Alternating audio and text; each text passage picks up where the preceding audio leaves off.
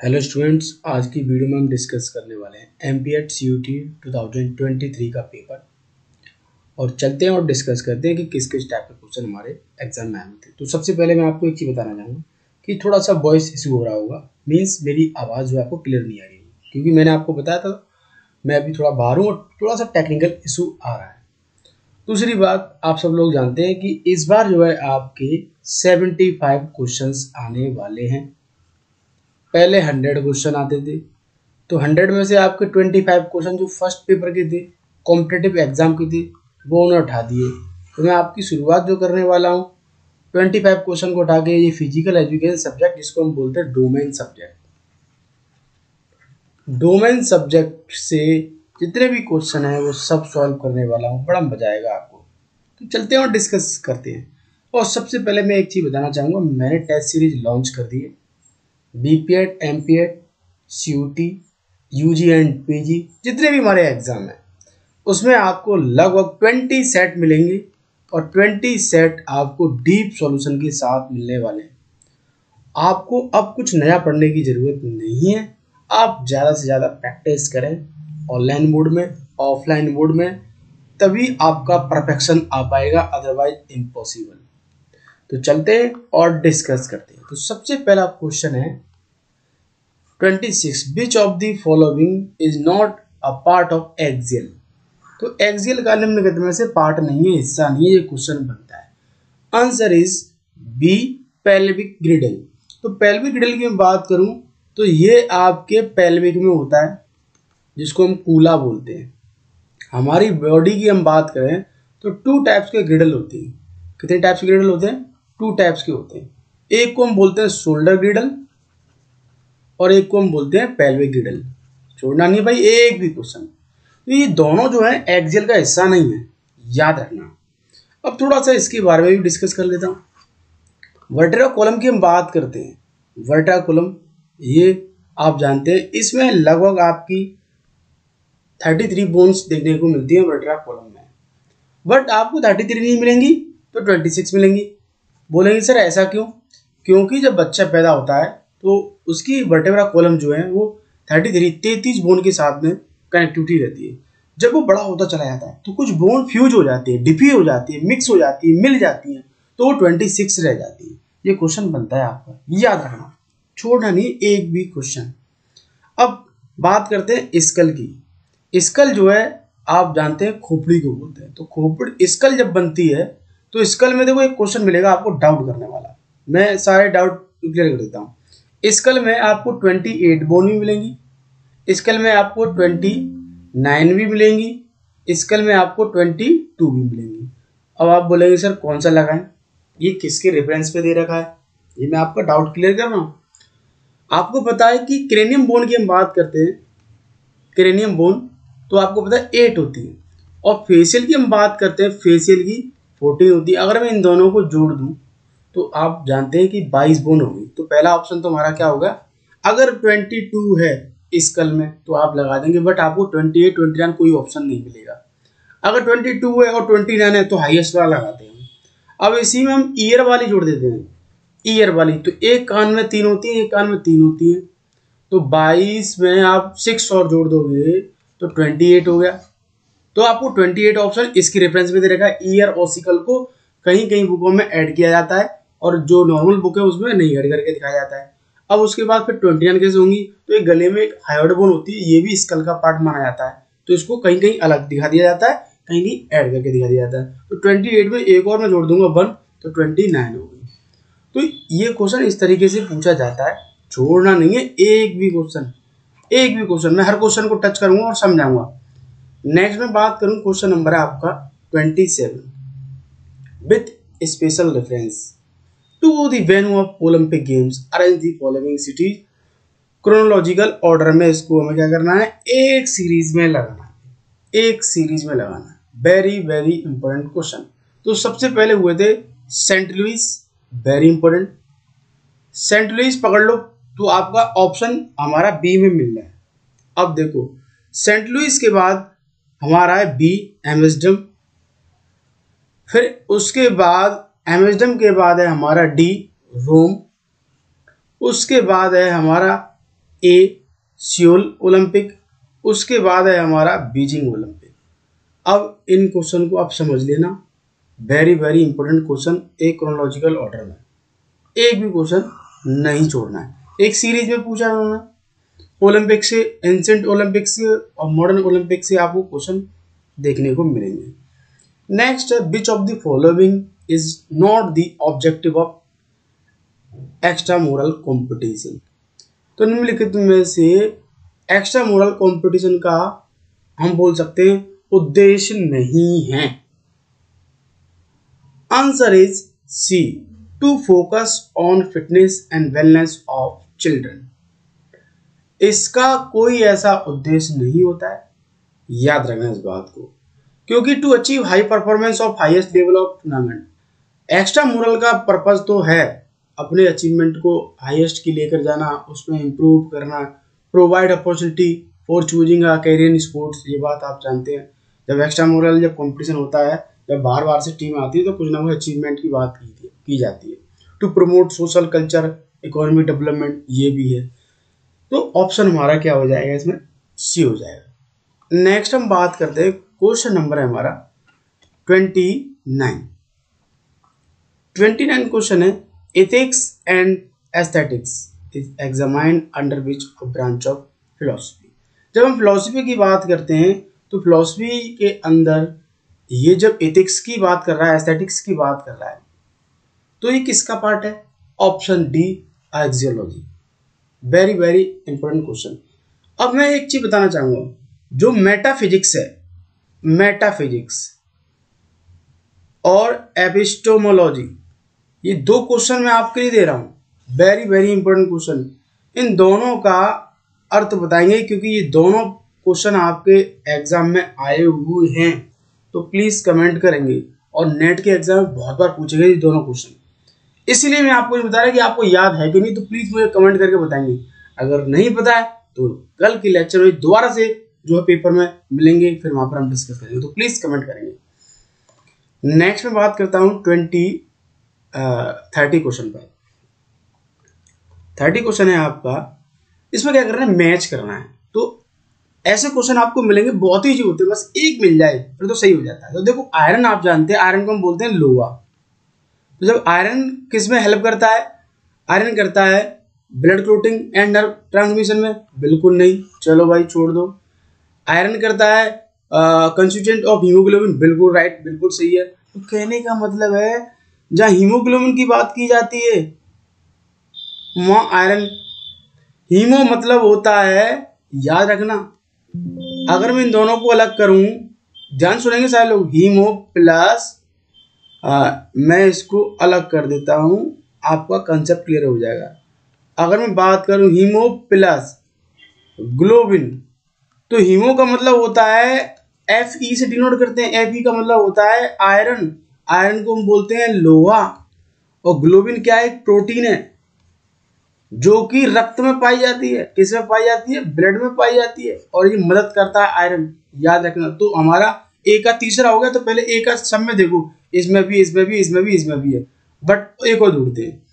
Calcium जो है किस में मदद करता है, calcium body water balance, digestion, metabolism, या blood clotting and nerve transmission.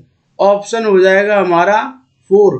Calcium आपकी मदद करता है ब्लड क्लोटिंग में, रक्त का थक्का बनाने में, नर्व ट्रांसमिशन में, सिग्नल में, नर्वस सिस्टम में, याद रखना। तो बी का हो गया भाई हमारा 4।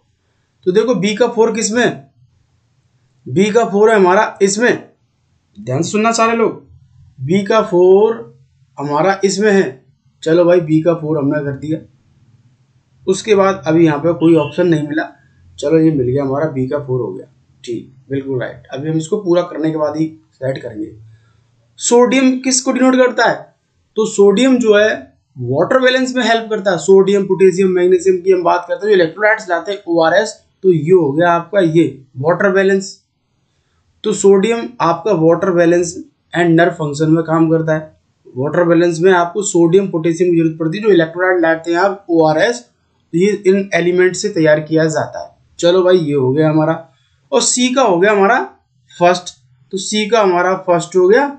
चलो भाई हमने सी का फर्स्ट लगा दिया, चलो सी का हमने फर्स्ट लगा दिया। राइट, सी का हमने फर्स्ट लगाया, बिल्कुल राइट, ठीक है बिल्कुल। अब बचा हमारा जिंक। जिंक जो है किसमें हेल्प करता है, डाइजेशन एंड मेटाबॉलिज्म में हेल्प करता है। अब इनको मिला देते हैं एक बार, कहीं गलत तो नहीं है क्वेश्चन, कई बार क्या होता है मैच वाले क्वेश्चन गलत मिल जाते हैं। तो देखो आयरन को मैंने जोड़ा, आयरन मदद करता है हीमोग्लोबिन में, तो ए का तीसरा देखो पहले किसमें, ए का सब में तीसरा है, कोई बात नहीं मैं इसको अभी नहीं नोट कर रहा। बी का हमारा 4, ए का तीसरा, बी का हमारा 4, चलो ठीक है। सी का हमारा पहला, सी का हमारा पहला, ये देख सकते हैं भाई, और डी का हमारा दूसरा, डी का हमारा दूसरा, ऑप्शन हो जाएगा हमारा सी। देखो कितना इजी क्वेश्चन है और कितने सारे क्वेश्चन बने, ऐसे क्वेश्चन आते हैं करने में तो बड़ा मजा आता है। नेक्स्ट हम क्वेश्चन की तरफ बढ़ते हैं। क्वेश्चन नंबर है हमारा 31। 31 बोल रहा है कि एक ऐसा नेता जो अपने समूह के सदस्यों को बिना किसी बाधा के कार्य करने की अनुमति देता है, उसे क्या बोलते हैं। तो ऑप्शन बी, इसको हम बोलते हैं लेजिस्लेचर, जो एक लीडरशिप की क्वालिटी होती है। और ये क्वेश्चन हमारे एंट्रेंस एग्जाम बहुत बार आया हुआ है, इसको रट लेना और नोट कर लेना। मैक्सिमम स्टूडेंट्स ने क्या किया होगा, इसमें लगा दिया होगा डेमोक्रेटिक, बिल्कुल राइट, आपकी बात सही है।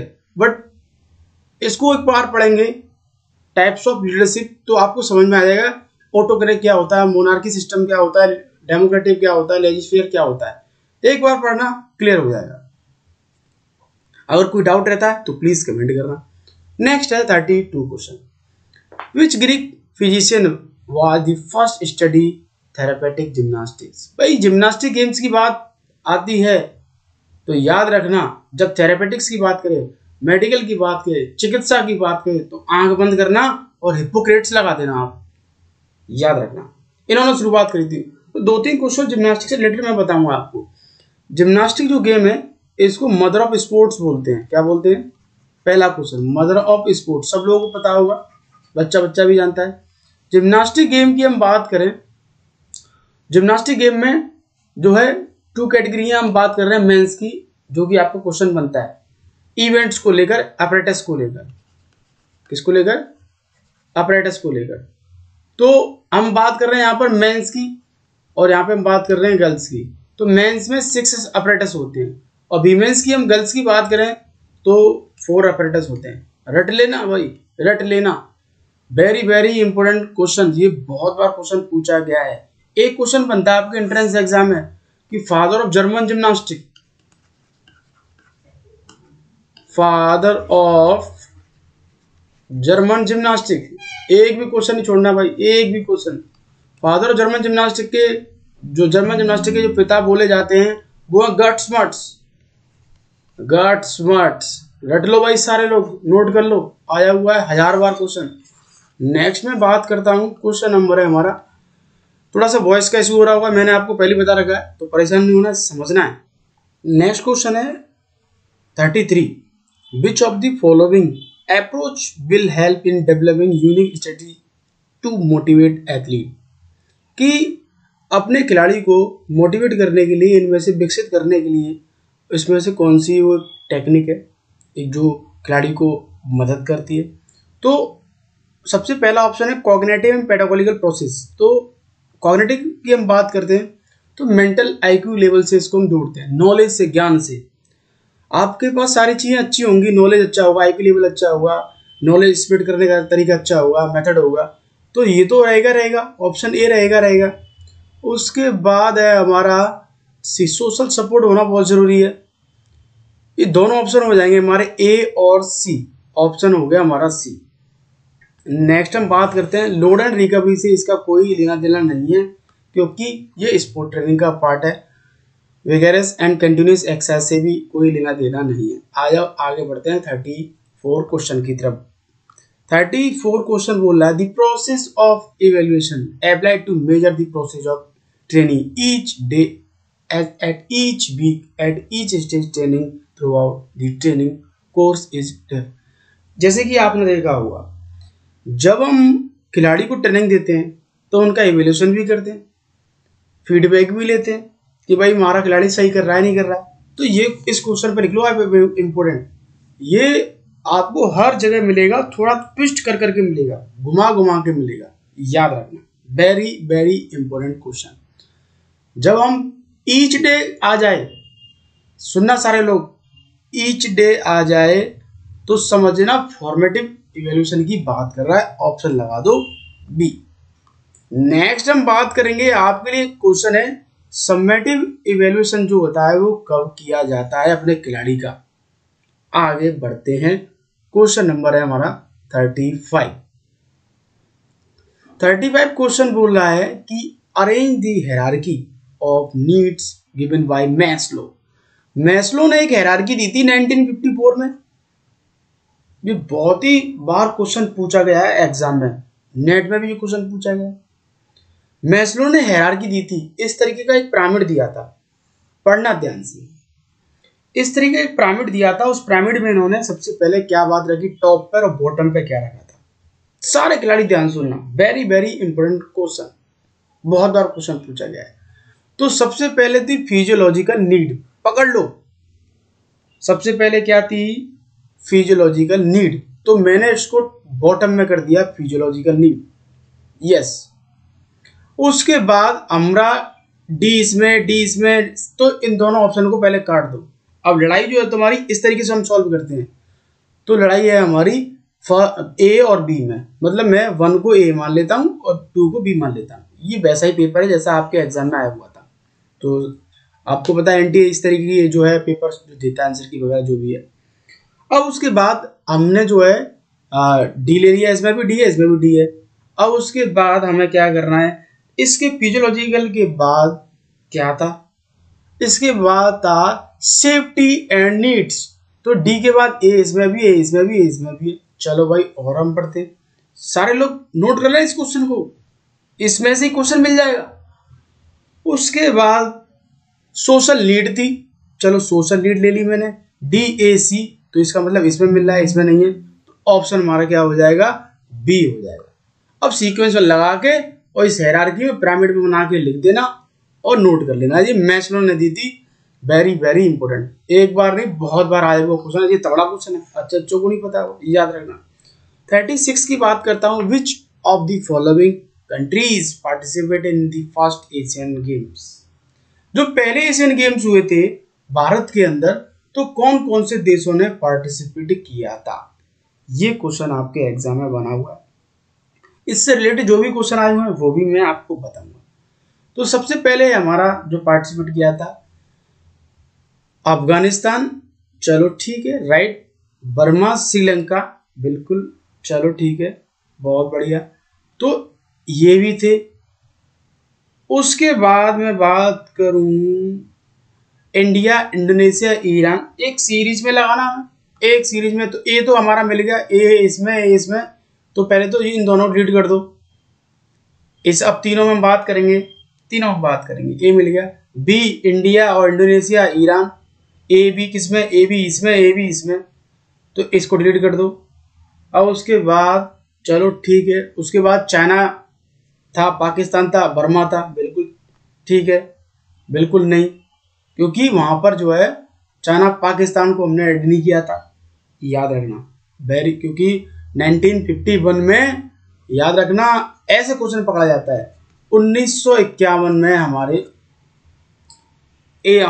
एशियन गेम्स की शुरुआत हुई थी, कहां पर हुई थी, न्यू दिल्ली में हुई थी, छोड़ना नहीं, नई दिल्ली में हुई थी भाई 1951 में। अब आपको पता है कि दोनों ऑप्शन में आपको बता के चल रहा हूं कि मेरा ए मिल गया, ए मिल गया, बी मिल गया, ए मिल गया, बी मिल गया। अब उसके बाद ए मिला, बी मिला, सी तो है ही नहीं है, सी है ही नहीं है। अब उसके बाद मेरा डी, जापान था, नेपाल था, फिलीपींस था, डी हो गया, और ई बचा आपका सिंगापुर, थाईलैंड था। ओवरऑल 11 कंट्रियों ने पार्टिसिपेट किया था फर्स्ट एशियन गेम्स में, याद रखना, वेरी वेरी इंपॉर्टेंट क्वेश्चन। और आपके लिए एक क्वेश्चन है, जवाब देना, आया हुआ क्वेश्चन है कि एशियन गेम्स में प्रथम स्थान किसका था, फर्स्ट पोजीशन किसकी थी फर्स्ट एशियन गेम्स में, ये क्वेश्चन बना हुआ है आपके एग्जाम में, तो ऑप्शन हो जाएगा हमारा इसका सी। छोड़ना नहीं है एक भी क्वेश्चन, एक भी क्वेश्चन नहीं छोड़ेंगे, कंसेप्ट को क्लियर करेंगे। और इस बार के पेपर में, इस पेपर से बहुत सारे क्वेश्चन मिलने वाले हैं, चाहे वो बीपीएड यूजी का एग्जाम हो, चाहे वो मास्टर्स का एग्जाम हो। In football awarded to the defending team if the opposing team causes the ball to go over the A to Z question को मैंने कवर कर रखा है। नेक्स्ट जल्दी फ्री होते ही मैराथन क्लास लेकर आने वाला हूं आपके लिए। नेक्स्ट है the first institute in India propagate of indigenous physical activities field of physical education sports, या हम बोल सकते हैं कॉमन। तो इंडिजीनियस का मतलब होता है भारत में पनपी हुई एक्सचेंज, भारत में उनका ओरिजिन हुआ हो या खुद जो तैयार की गई हो, ऐसे भी आप याद कर सकते हैं। तो इंडिजीनियस की शुरुआत हुई थी HVVM हनुमान व्यायाम प्रसारण मंडल अमरावती, इसके फॉर्म आ चुके हैं और एग्जाम भी होने वाला है। नेक्स्ट में बात करता हूं 39 पर। 39 क्वेश्चन बोल रहा है आपका, ऐसे क्वेश्चन बड़ा मजा आता है। इसमें क्या करना होता है, मैच करना होता है। एक अगर मिल गया तो सही है, तो इसमें मैच करना है। Macrocycle, macro, meso, micro, ये सब पीरियडाइजेशन के अंदर आते हैं। हम बोल सकते हैं साइक्लिसिटी का पार्ट है, स्पोर्ट ट्रेनिंग का हिस्सा है। तो मैक्रो की हम बात करते हैं, सबसे बड़ा डे होता है ट्रेनिंग का, हम बोल सकते हैं जो शेड्यूल तैयार करते हैं। तो ए का मेरा हो गया तीसरा, तो पहले ए का तीसरा देखो, तो इन दोनों को डिलीट करो, पहले ऐसे डिलीट कर दिया करो, तो तुम्हारा कंसंट्रेट दूसरे और मतलब तीसरे और चौथे ऑप्शन पर रहेगा। तो जब आपको पता है मैक्रो साइकिल का मतलब होता है पीरियडाइजेशन, तो ए का 3 हो गया, ए का आपका क्या हो गया 3 हो गया। अब आपको पता है ए का 3 मिल गया। लोड प्रोग्रेशन की हम बात करें तो इससे किससे जोड़ेंगे, तो बी का जो होता है बी, लोड एंड प्रोग्रेशन की हम बात कर रहे हैं। सारे लोग ध्यान सुनना और इस क्वेश्चन पे इंपॉर्टेंट, एक ही क्वेश्चन में कई सारे क्वेश्चन की कनेक्टिविटी है, एक क्वेश्चन में कई क्वेश्चंस की कनेक्टिविटी है। तो मैंने आपको बताया ए का 3rd, तो बी का जो है हमारा फर्स्ट है intensity and duration. Load progression की हम बात करते हैं, तीव्रता, ड्यूरेशन, कितनी रफ्तार से कितने अवधि के लिए आप कोई भी एक्टिविटी कर रहे हैं, ये हो गया। अब आपको पता है सी का 4 होता है, सी का 4 होता है एब्सोल्यूट स्ट्रेंथ निकालते हैं 4 रिगार्डलेस ऑफ द बॉडी, और रिलेटिव स्ट्रेंथ की हम बात करते हैं तो सेकंड हो गया strength and body weight ratio. तो आपका 3rd ऑप्शन हो गया। नेक्स्ट हम बात करते हैं, क्वेश्चन नंबर है हमारा 40 क्वेश्चन है आपका, which section research proposal provide background information and critic of previous research done on the topic. जब हम रिसर्च प्रपोजल तैयार करते हैं, ढांचा तैयार करते हैं, तो हमारा जो रिसर्च प्रपोजल करने के स्टेप हैं, तो सबसे पहले हम क्या करते हैं, किस तरीके से, पहली हेडिंग क्या होती है, लिटरेचर किसका पार्ट है, मेथोडोलॉजी किसका पार्ट है, ये ऐसे क्वेश्चन बनता है, रट लेना, इसको रट लेना, वेरी वेरी इंपॉर्टेंट क्वेश्चन। तो इन्होंने बोला है कि बैकग्राउंड की जब बात की जाए, जब बैकग्राउंड की बात की जाए, बैकग्राउंड इंफॉर्मेशन, तो वो कहां से पता चलता है कि ये क्या है, कैसा है, कैसे, तो ऑप्शन हो जाएगा हमारा B, review literature. Review literature मतलब आप बहुत सारी रिसर्च को पढ़ते हैं, बहुत सारे पेपर्स को पढ़ते हैं, बहुत सारी रिव्यू करते हैं, उसमें से निकाल के उसके बैकग्राउंड को समझने का प्रयास करते हैं, उसकी पृष्ठभूमि को। मेथोडोलॉजी क्या करती है, ये मेथड होते हैं, ये मेथड होते हैं। मेथड मतलब किन किन मेथड की मदद से, हेल्प से डेटा कलेक्शन ले रहे हैं आप, याद रखना, जैसे T test, F test, Z test की हेल्प से आप डाटा कलेक्शन कर रहे हैं। टाइटल का मतलब है आपको जो रिसर्च टाइटल है, जो आप रिसर्च लिख रहे हैं, जो मेन जो टाइटल है, क्या कहना चाह रही है आपकी रिसर्च। फिगर एंड टेबल्स, आप जो टेबल बनाएंगे उसमें अपने फिगर्स को मेंशन करेंगे, खत्म। आ जाओ आगे बढ़ते हैं। 41 क्वेश्चन की बात करता हूं, very easy question, professional preparation of physical education teacher government by, तो ये तो सब लोग जानते होंगे, बेसिक क्वेश्चन है। ऑप्शन हमारा हो जाएगा CNCT, national council teacher education, बहुत बार क्वेश्चन पूछा गया। UGC, university grant commission, full form याद रख लेना सारे लोग। ऑल इंडिया, ये इसको हम बोलते हैं AICT, all India council teacher education, very very important question. और आपके लिए फुल फॉर्म में नेक क्या करता है, नेक करता है NAAC, इसका काम है यूनिवर्सिटियों की रैंक को निकालना, कौन सी यूनिवर्सिटी शोध छात्र में, हम बोल सकते हैं शोध में, रिसर्च में और अपनी ग्रेडिंग में अपनी पहचान बना रही है, तो इसमें हेल्प करती है। आपके लिए क्वेश्चन है नेक की फुल फॉर्म क्या है, प्लीज कमेंट करेंगे, तैयारी अगर कर रहे हैं तो आप। नेक्स्ट हम बात करते हैं who is known as the proponent of naturalism. Naturalism की खोज किसने करी, नेचुरलिज्म के पिता कौन है। इस तरीके से क्वेश्चन बनता है आपके एंट्रेंस एग्जाम में। Answer is C, Rousseau. Idealism, pragmatism, रट लेना, याद कर लेना। मेरी एक छोटी सी वीडियो है, एक क्वेश्चन आपको मिलने वाला है, नोट कर लेना, समझ लेना, एक क्वेश्चन मिलने वाला है। नेक्स्ट है 43 क्वेश्चन। 43 क्वेश्चन बोल रहा है आपका, in research sampling and statistical analysis the most basic unit from where data can be produce is refer. तो आप जानते हैं जब रिसर्च में हम बात करते हैं, जब आपकी ये आ जाए सैम्पलिंग एंड स्टैटिस्टिकल एनालिसिस, तो याद रखना आंसर इज डी, इसको हम बोलते हैं सैंपल। खत्म, आगे बढ़ते हैं। नेक्स्ट क्वेश्चन नंबर है हमारा 44। Very very important question, yes very very important question. Question number है आपका, इन द आर्मकल wrist held in fix position to keep it in line with the forearm as the elbow flex and extend. आपकी हम बात कर सकते हैं, wrist जो है एक अपनी जगह पे एक पोजीशन ले रखी है, उसने फिक्स पोजीशन ले रखी है, और अपनी आर्म को क्या कर रहे हैं, फ्लेक्स और एक्सटेंड कर रहे हैं, मतलब जिम में जाके बाइसेप्स कर्ल कर रहे हैं। तो बाइसेप्स कर्ल करते हैं तो अप डाउन करते हैं, अपनी जो है अपनी एल्बो को फोल्ड कर रहे हैं, खोल रहे हैं। तो इसका मतलब हमारा पहला ऑप्शन तो भाई ठीक है, पहला ऑप्शन हमारा क्या है, राइट। चलो भाई पहला ऑप्शन हमने राइट कर दिया। Wrist flex and extender contract isometrically keep to wrist flex, बिल्कुल ये भी ठीक है, ये भी ठीक है हमारा क्वेश्चन, याद रखना। तो बट इसमें एक्यूरेसी की बात करें तो यहाँ पे हमारा हो जाएगा A and R true, R is the correct explanation of A. तो याद रखना दोनों ठीक है। इसमें जो है थोड़ा सा हम बोल सकते हैं, कभी बार क्या होता है कि तुम एक्यूरेसी भी देखी जाती है, कितने परसेंट एक्यूरेसी है। तो ऐसे क्वेश्चन आपको मिलने वाले हैं, याद रखें इस बार एग्जाम में। नेक्स्ट हम बात करते हैं, अगर ये क्वेश्चन नहीं समझ में आया है तो आप जिम में जाना और डंबल या रोड कर्ल पकड़ना, आपको समझ में आ जाएगा। जब बाइसेप्स कर्ल करते हैं तो रिस्ट की पोजीशन क्या रहती है और एल्बो की पोजीशन क्या रहती है, आप समझ जाओगे। अगर होल्ड करके खड़े हैं आप अपनी बाइसेप्स को वेट के साथ, तो आइसोमेट्रिक में कन्वर्ट हो जाएगा, याद रखना, क्योंकि आप मूवमेंट नहीं कर रहे हैं। नेक्स्ट हम बात करते हैं 45 है, reading taken with the test of determine quantity is known as a measurement. बिल्कुल सत्य बात है, जब हम डेटा को कलेक्ट करते हैं किसी भी चीज को नंबर में, वेरी वेरी इंपॉर्टेंट क्वेश्चन। तो आप जब नंबर में कोई भी चीज आती है, क्वांटी मतलब क्वांटिफाई, हाउ मच, नंबर्स, तो वो मेजरमेंट होता है, याद रखना। चलो भाई खत्म। Comparing the measurement with the order standard for the judgement is known as evaluation. बिल्कुल जजमेंट की बात की जाएगी तो इवैल्यूएशन में की जाती है, फीडबैक में की जाती है कि कितना परसेंट सही है, कितना परसेंट गलत है। वेरी वेरी इंपॉर्टेंट क्वेश्चन, रट लेना इसको, इसमें से कई सारे क्वेश्चन बनने हैं।